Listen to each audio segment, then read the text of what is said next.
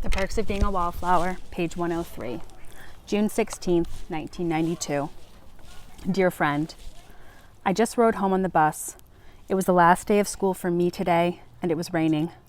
When I do ride the bus, I usually sit towards the middle, because I've heard that sitting in the front is for nerds, and sitting in the back is for squids, and the whole thing makes me nervous.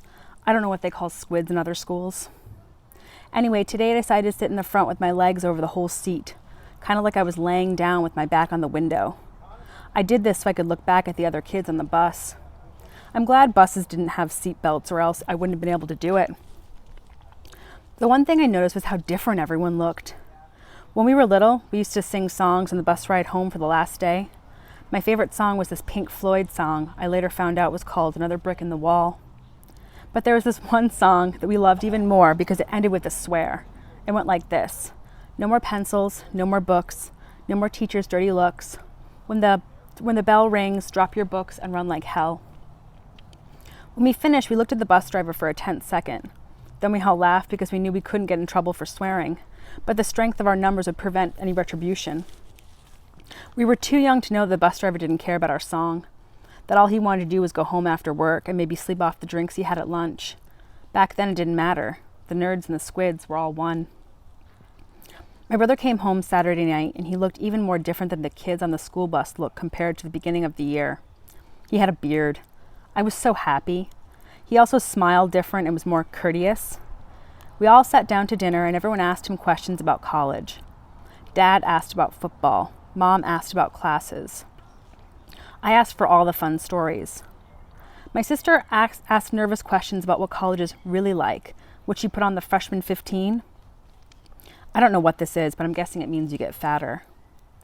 I was expecting my brother to just talk and talk about himself for a long time.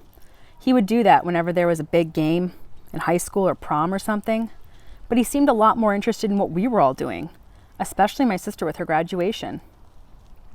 So while we were talking, I suddenly remembered the TV sportsman and what he'd said about my brother. I got so excited I told my whole family, and this is what happened as a result. My dad said, "Hey, how about that?" My brother said, "Really?" I said, "Yeah, I talked to him." My brother said, "Did he say something good?" My father said, "Any press is good press." I don't know where my father learns these things. My brother kept going. "What did he say?" I said, "Well, I think that college sports puts a lot of pressure on the students who do them." My brother kept nodding.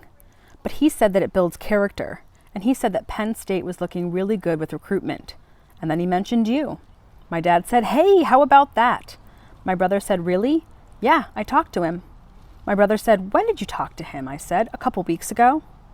And then I froze because I suddenly remembered the other part. The fact that I met the man in the park at night, and the fact that I gave him one of my cigarettes, and the fact that he was trying to pick me up. I just sat there hoping it would go away, but it didn't. "Where did you meet him, honey?" my mom asked. The room turned on pins and needles, and I did my best impersonation of myself when I can't remember something. And here's what's going on inside my head. Okay, he came to the school to have a talk with the class. No, my sister would have known about it. Lie. I met him at the big boy. He was with his family. No, my dad would scold me for bothering the poor man. He said it on a newscast, but I talked to him. Wait. In the park. I was with Patrick, I said. My dad said, "Was he there with his family? Did you bother the poor man?" No, he was alone. That was it for my dad and everybody else. I didn't even have to lie. Luckily, the attention was turned off me when my mother said what she likes to say when we're all together celebrating something. "Who's in the mood for ice cream?" Everyone was, except for my sister. I think she was worried about the freshman 15.